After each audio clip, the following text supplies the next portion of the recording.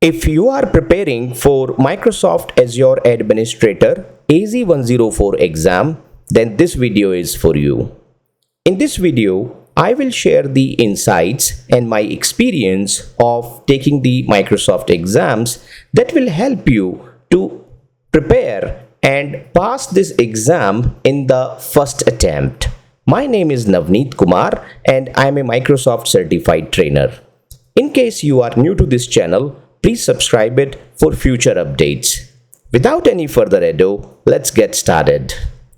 The first thing first is the blueprint of the exam. If you are preparing for any exam, it is very important you need to understand that where you need to emphasize. This shows you that the percentage of each domain in this AZ-104 exam, how likely you can get the questions from each domain. Higher the percentage, more likely are the chances of getting the questions from that domain. The first domain is managing the Azure identities and governance, which includes the management of Entra ID identities, be it users, service principals, managed identities, or the device identities and the groups. Also, it includes the governance with the help of Azure policies, role-based access control kind of services. Next domain is implement and manage the storage related to different storage services, be it the blobs, files, tables, queues, or data lake services. 15 to 20% is the weight of this domain. Next is deploy and manage the Azure compute resources. Microsoft offers the plethora of Azure compute services, be it Azure virtual machines, VM scale sets, container instances, or the Kubernetes services and app services. Next is configure and manage the virtual networking, which includes the virtual networks, the security services like the ASG, NSGs, or the firewalls, along with the load balancing solutions like Azure load balancers, application gateways, or the traffic manager, front door are covered in this. This is 15 to 20% of the exam.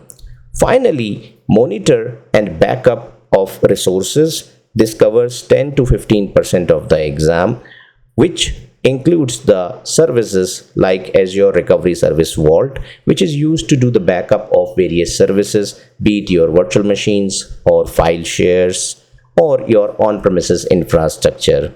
Not only this, but for the disaster recovery, it supports the replication as well. Well, once you are good with this blueprint, then you know where you need to invest your more time. This is a quick walkthrough for your exam preparation best practices. As you see, the highlighted portion shows that this is intermediate level certification for administrators. Since it's a role-based certification, it has a renewal. Annual renewal is required. This certificate is valid for 1 year. You will have to renew it for the next year. Unlike in the older times, we get the Microsoft certifications for 3 years. Today, we have to renew these role or specialty certifications. If you have any fundamental certifications like AZ-900 for Azure Fundamental or DP-900 for databases, SC-900 for security or compliance, or the AI-900 kind of fundamental certifications, then they do not require any renewal. For this exam, you need to have the subject matter expertise of skills of the virtual networking, storage, compute, identity, security, and governance management in Microsoft Azure. You need to have the skills and the familiarity with the operating systems, especially Windows, networking, servers, and the virtualization. In addition, you should have the experience working with PowerShell, Azure CLI, Portal, Azure Resource Manager templates, and the Microsoft Entra ID. I have done dedicated videos and the playlists on these services, for an instance on PowerShell, on Entra ID, on the Azure Compute Services, on Network Services. I have done the playlists. I will put the link in the description of this video for your reference, where you can invest some time and make yourself familiar with all these services. When you are preparing for AZ-104 exam, then you should take the practice assessments. You will get the link in the description for these practice assessments. You can launch the sandboxes for the demonstration or hands-on skills, and also watch the exam prep videos. This video itself will provide you that sort of resources that are sufficient to pass your exam. Although you also can visit these videos provided by Microsoft on their official Microsoft Learn page. You will get the link in the description. As far as the time for this exam is concerned, it's a 120 minutes of time, where you get the 100 minutes for the exam and 20 minutes for the other formalities. The number of questions in the exams are usually between 40 to 60, and time management is very important in that case. As you see, on an average you will be getting 2 minutes for each question, and many of the questions are because scenario based, so they take some time to read and understand. So it is very important that you take care of your time. The questions are not with negative marking, so you should attempt all the questions. While you are attempting these questions, if you're not sure about the answer of any question, then you can either take help of MS Learn, or you can park it for later review. You should not invest a lot of time on a particular question if you're not getting the answer. Just park it for later review, and try to answer rest of the questions that you are sure about, and later you can invest the time if you get the enough time for those questions further to think about. Well, you can also take the unscheduled breaks in the exam. That flexibility is there, that you can take a 5 minutes break in between the exam. You also need to take care that you return back immediately after doing a job within the 5 minutes of this time. Otherwise, this time keeps running and you will have less time to attempt the exam. If you do not return back from the break, the exam will be submitted automatically, and based on whatever you have attempted, you will be scored based on that. So time management becomes very important. But yes, there are breaks. You can take a break by clicking on this left side button, and there is a blade here, take a break, wherefrom you can take the break during the exam. This is the Microsoft Learn I was talking about, that if you're not sure about any question and you want to take help from the Microsoft Learn to read about that particular service, you can do that. I recommend that you should not do it for more questions, because otherwise the time will be lapsed and you may not be able to attempt all the questions. So if there are any difficult questions and you need the help, you can go with Microsoft Learn. You cannot launch any other website. The software will prevent running any other website you try to open. Well, let's talk about the pattern of the questions in the exam, which is also very important to understand, like what sort of questions we will be getting in the exam to attempt. In the Microsoft exams, we usually see different types of questions. So these are some of the patterns of questions that we get in the exam. Number one is multiple choice single answer, where you need to choose the one correct answer from the list of the options. You may get 4 or 5 options of the questions answer, and then you need to select the right one. We have multiple choice, multiple answers are there, and it tells upfront that you need to choose 2 or 3, which is a very good thing here, that acts as a savior in this case, because you know that you have to answer or check the 2 options or the 3 options, so that's clearly mentioned. Then we have drag and drop, where you are asked to match these steps or the configurations for particular services or the process in order to drag these items in place one by one. We will see some of the questions right after this, understanding the pattern. Scenario based questions are there, where longer questions that provide a business or technical scenario followed by few questions related to it.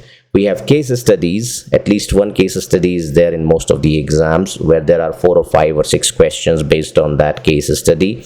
This case study is a detailed scenario where the technical requirements, business requirements are mentioned, the existing architecture is mentioned, and what is expected, that is mentioned, and the questions are based on that. So there is at least one case study. Sometimes you get 2, but yes, at least there will be one case study in the exam. There is hot area questions where you need to click on the screen or the interface. It's a GUI image that is displayed to you. It's not like a actual lab or lab you have to perform, but yes, you have to click on that particular option, just like you are doing real lab or hands-on kind of thing. Best answer question, well, this can be a little bit tricky. All answers might seem correct for this, but you need to choose the most appropriate or efficient solution that can be, let's say, in terms of performance optimization, security optimization, cost optimization. The best solution you need to choose in that case. Next is yes or no question based on a scenario. You have been given a scenario, there is a solution, and then you are asked whether it meets the requirement. This is a very interesting section of the exam, where there is a single scenario and multiple solutions. Now, out of those solutions, there can be maybe none of the solution is right or correct, or maybe one solution is correct, or maybe 2 or 3 solutions can also be correct. So there can be more than one also which is correct. The interesting part here is that you cannot go back to the previous question. So this sort of questions will be there in the exam. Now let's have a look at some of the questions that match this pattern to understand what sort of questions you will be getting in the exam. For an instance, there is a question that your organization operates several departments, each using a number of virtual machines that are all currently deployed in a single Azure resource group named the RG1. You need to ensure that each VM can be logically associated with the department it belongs to without moving the virtual machines to different resource groups. So what is the best way to achieve this? You have the options like option A, create Azure management groups for each department. Next is create a separate resource group for each department. Next is assign tags to the virtual machines, and then modify the settings of the virtual machines. Well, the first option of management groups may not fit into this situation, because management groups are the containers to manage the subscriptions. So they're not usually used directly for the resources to put in. Whereas the resource group, this option B is also not correct in that case, because it is not an efficient way of moving the resources to the different resource groups based on just their department. So we do the classification or categorization of the resources in Azure using the tags. So we have resource tags that we can put in. I've done a dedicated video on resource tags, so you can look at this, like how we tag the resources based on the department, based on the cost center, or based on the various criterias we can put them. Then the option D, modify the settings of the virtual machines, does not make sense into it. So this is the option C, which is the correct answer. Well, next is the question from that section I was talking about, that there is a single scenario and multiple solutions displayed, and you need to choose the right one. So the scenario is, you will see this same scenario in multiple questions upcoming. So your organization has Azure Active Directory, or Entra ID known today, subscription. You need to implement a conditional access policy that enforces the following requirement. The requirement is that the members of global administrator groups must use the multi-factor authentication and sign in from an Azure AD joint device when accessing the Azure AD from untrusted locations. So maybe these people, these global administrators, travel outside your corporate boundary, corporate network, and when they access the resources, so they should perform the MFA. So for this, you propose the solution that you go to the multi-factor authentication page and change the user settings.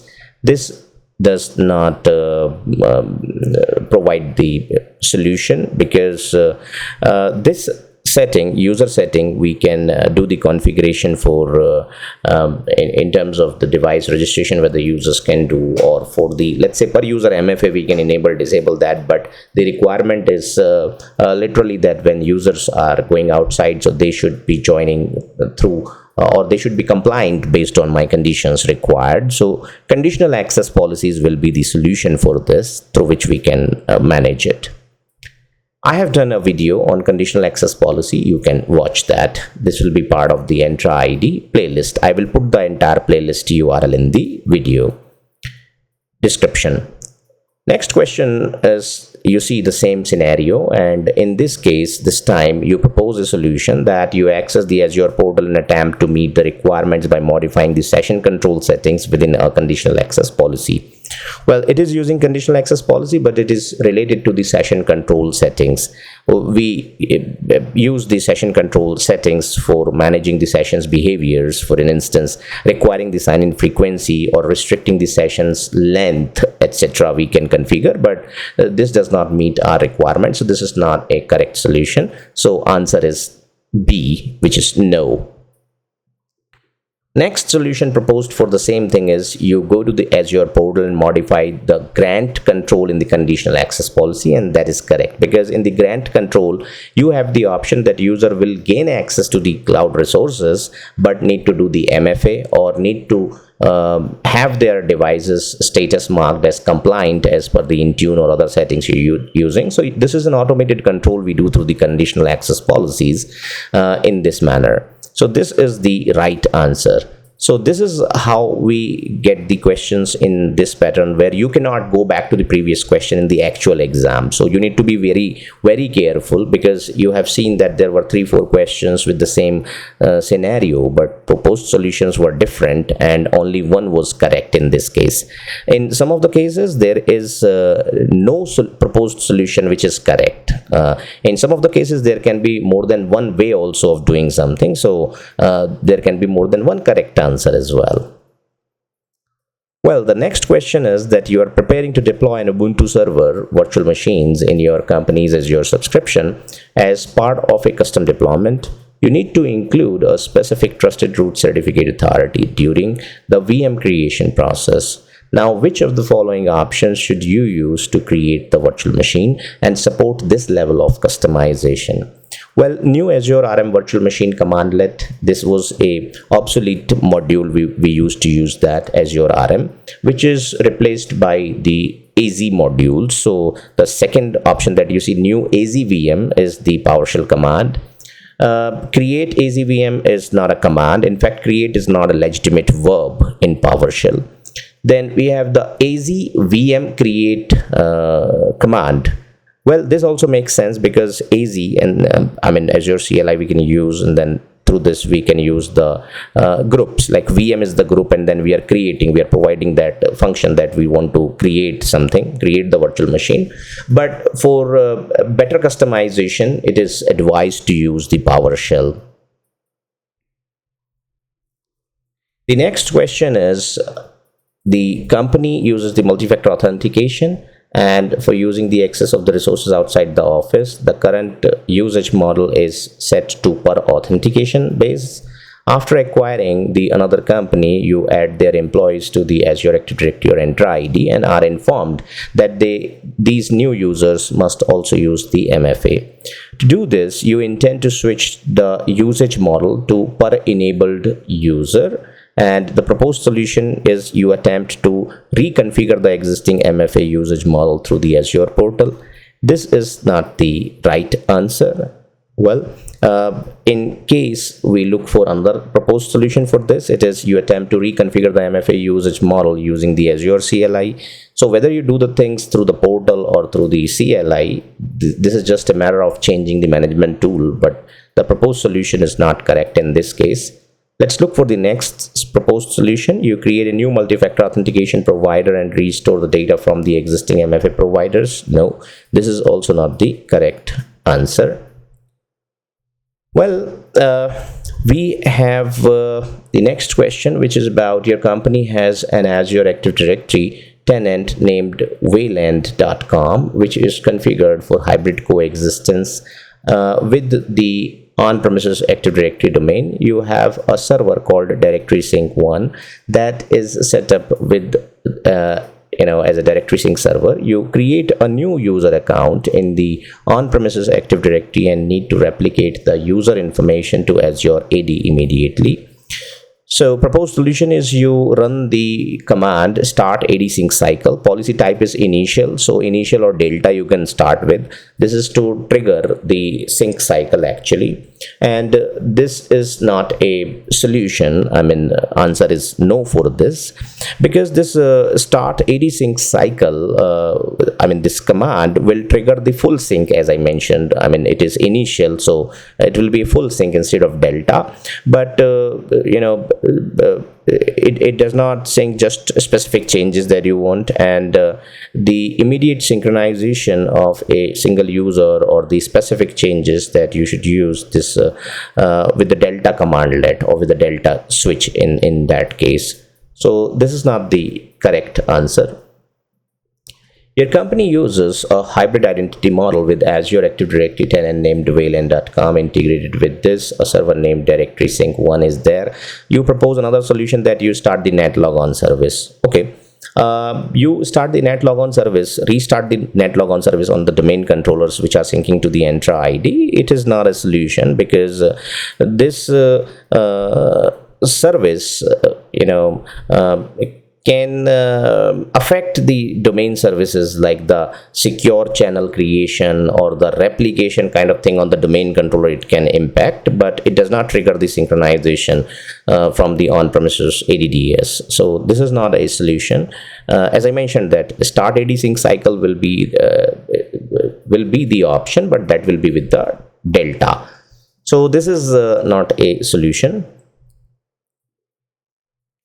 Now, this is another question. This is about your company has an Azure subscription and operates data center in Los Angeles and New York. You are configuring these as the geo-clustered sites to achieve site resiliency. Your data storage requirements are like data must be stored on multiple nodes, data must be stored in different geographical locations, and data must be readable from both the primary and the secondary. So we need read access from the secondary site. So the correct answer for this is B, which is read access geo-redundant storage. So in geo-redundant, we get 6 copies, 3 in the primary region and 3 in the secondary of that.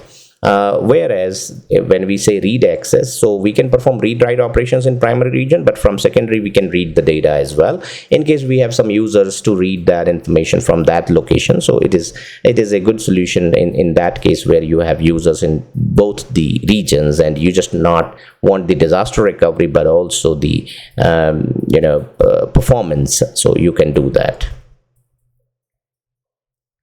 Your company has the Azure subscription with resources including in this like storage account, resource groups, blob containers, file shares are there. Your colleague John Roche used a single ARM template to deploy a virtual machine and a new Azure storage account. You want to review the ARM template that John used for the deployment. So how will you do that? You access the virtual machine blade in the Azure portal. That does not make sense because this is to be done through the control plane of the Azure Resource Manager to see that template, what exactly the deployment was done. So not from here. The second proposal is that you check the resource group blade in the portal. Yes, you can go to the resource group blade where from you can see the deployment of the ARM template. So this is the right solution. I mean, it is not just the step just going to the resource group, but yes, under the resource group you will find the option of the deployment of that ARM template was done. Next solution is you access the container blade in the Azure portal. No, that does not make sense.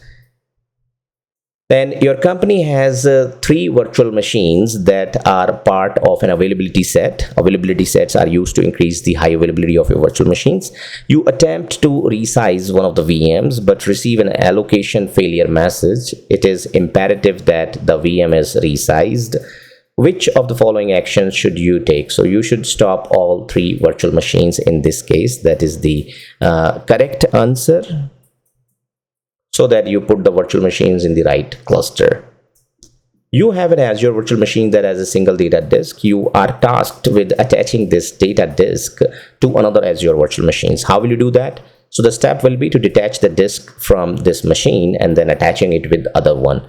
Stopping the virtual machine that includes data disk will not be the solution. In fact, we have the hot add data disk option. We can attach or detach the data disks while the VM is running. Stop the VM that the data disk must be attached to. No. Option D is delete the VM that includes data disk. No, that's not required. So option C is the right answer in that case. Next question is, your company has an Azure subscription. You need to deploy a number of Azure virtual machines using the ARM templates. The VMs will be included in a single availability set. You are required to ensure that the ARM template is configured to allow as many VMs as possible to remain accessible in the event of the fabric failure or the maintenance. So which option you go with? You go with max value for the fault tolerance purpose for your fault domains count.